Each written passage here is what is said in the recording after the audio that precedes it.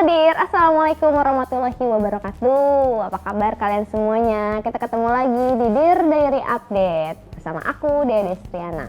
Jangan lupa like, share, komen, dan subscribe, oke? Ada sebuah pesan yang ingin saya sampaikan kepada kalian.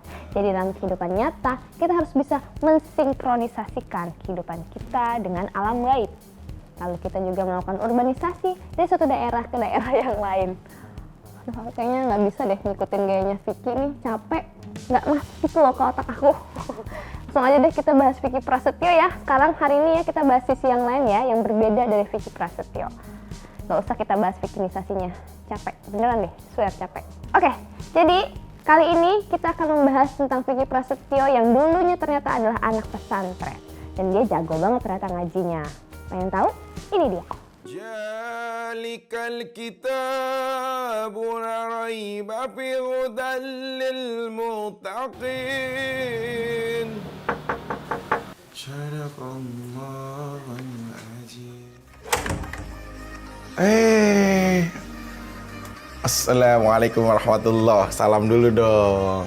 Lagi ngapain sih? Ini aja mencurahkan hati sama Allah Subhanahu wa taala. Tuh, adem kan dengerinnya? Coba deh Vicky setiap hari selama bulan Ramadan ini ngaji, terus postingannya. Wah, udah deh, keren. Beda gitu kelihatannya. Kira-kira waktu dia di pesantren ada cerita yang lucu atau yang khusus gitu nggak ya? Kita dengerin yuk. Ya paling waktu pesantren itu hafalan ya. Hafalan kayak nahu sorof gitu, kayak fa'ala yafulu falan wa ma falan fa huwa fa'ilun wa jaka maf'ulun kayak gitu. Nah, soroyan sorun nasron wa man soron fa huwa nasyirun itu namanya nahu sorof. Nah, itu kalau setiap hafalan itu kadang-kadang memang beda gitu loh. Kadang-kadang kita suka sulit untuk menafsirkannya gitu di saat waktu teman-teman udah pada nulis ngapalin. Nah, akhirnya aku sempat lupa gitu, dan di saat lupa hukumannya lucu. Suruh naik pohon kelapa, dan itu aku selalu inget banget gitu. Jadi udahlah, ustadznya kalau cuma push up kamu udah terlalu sering, lari udah terlalu sering, dijemur apalagi kata dia. Sekarang kamu mendingan naik pohon kelapa, dan itu aku inget banget. Akhirnya aku naik pohon kelapa sampai ngambilin, jadi teman-teman aku yang dibawa pas istirahat jadi pada minta kelapa gitu. Jadi aku kayak mangki yang ada di atas kelapa nggak boleh turun sampai jam udah selesai. Jadi jam pelajaran istirahat 11:30 selesai baru aku turun. Jadi aku selama pohon kelapa itu dari mulai jam 8 pagi sampai jam 11:30. Akhirnya aku berteman dengan sekeliling pohon kelapa itu ada apa aja gitu loh, ada ulet, ada apa, itu sih pengalaman gitu. Pernah kangen sama masa-masa itu? Ya pastilah, pasti kangen karena masa-masa itu kan masa-masa yang kita nggak terlalu beban, hanya memikirkan belajar gitu-gitu aja sih. Terus ibadah kita juga kayak lebih tertib, ada waktu-waktunya. Semua lingkungan kita itu kalau udah subuh ya subuh, kalau udah maghrib ya ke masjid gitu, semuanya itu udah teratur gitu. Komedian sekaligus presenter ini ternyata sudah 5 kali gonta-ganti nama loh, nggak nyangka ya. Jadi waktu masih kecil itu katanya dia suka sakit-sakitan, terus nyusahin orang tuanya. Mulai dari nama Hendrianto, Herbowo, baru sampai akhirnya dia berubah nama jadi Prasetyo. Ya mudah-mudahan setelah ganti nama dia udah gak nyusahin lagi ya. Gimana sih ceritanya? Ini dia. Dari namanya Rossi, Paula Rossi.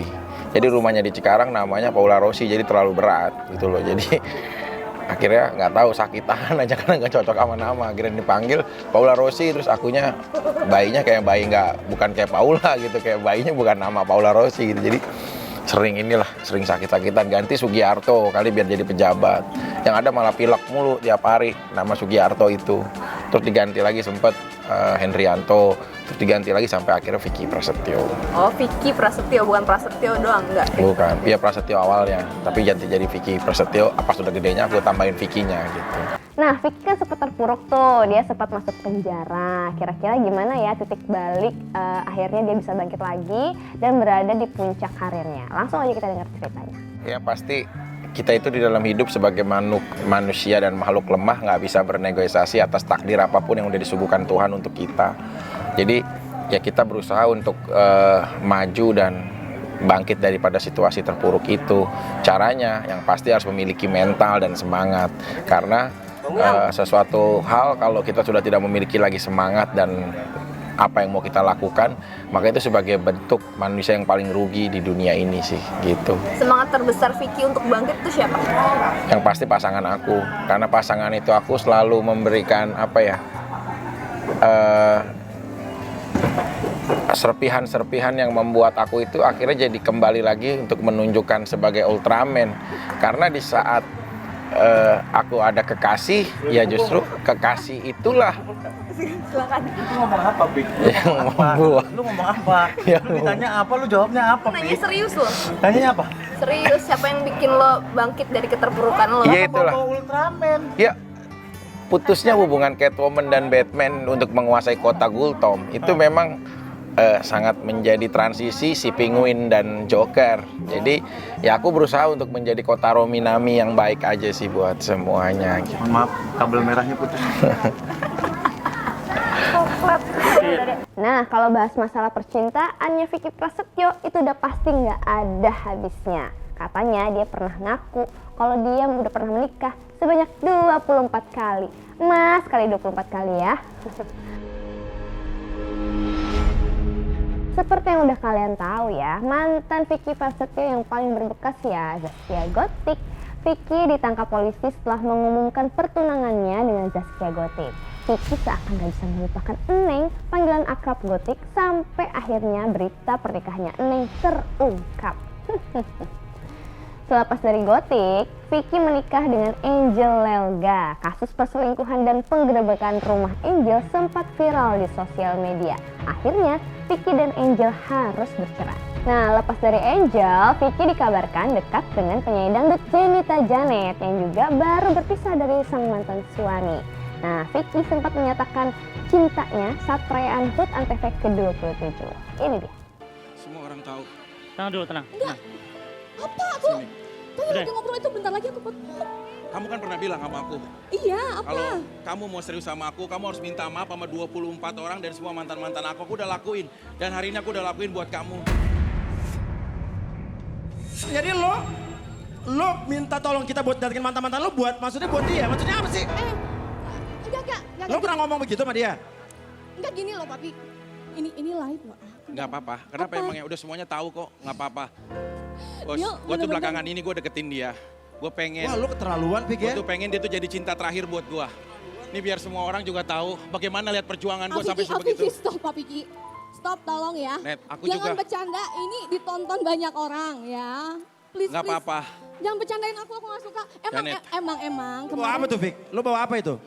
Gue udah Enggak, dengerin dulu. nabung buat dia. Gue udah beliin kalung buat kamu. Afiki, kemarin itu aku ngomong sama kamu karena kamu curhat kan sama aku. Terus aku ngasih tahu kamu, siapa tahu ini terbaik buat kamu. Kamu harus minta maaf sama mantan kamu. Itu buat kebaikan kamu. Bukan syarat dia deketin lo, bukan? Bukan. Ini pokoknya, ini dari aku buat kamu. Ini VJ, Vicky, Jenita Janet. Please, Janet, aku Janet, please Janet. Papi, Gua nggak tahu nih maksudnya apa sih Pik? Gua nggak ngerti Pik. Aku udah ngelakuin ini semua. Kamu kan bilang, ayo kalau emang kamu mau sama-sama hidup, aku juga akan hidup sama kamu aja. tapi Lo maksudnya apa Janet, sih Pik? please, Janet. Lo keterlaluan Pik ya. Gak apa-apa, Jet. bos. Jadi lo maksudnya lo menyatakan cinta sama Janet, lo lakuin semua ini buat Janet? Iya, karena Lo- dia yang minta. Lo bohongin kita? oke gini Papi biar nggak salah paham ya, Afiki.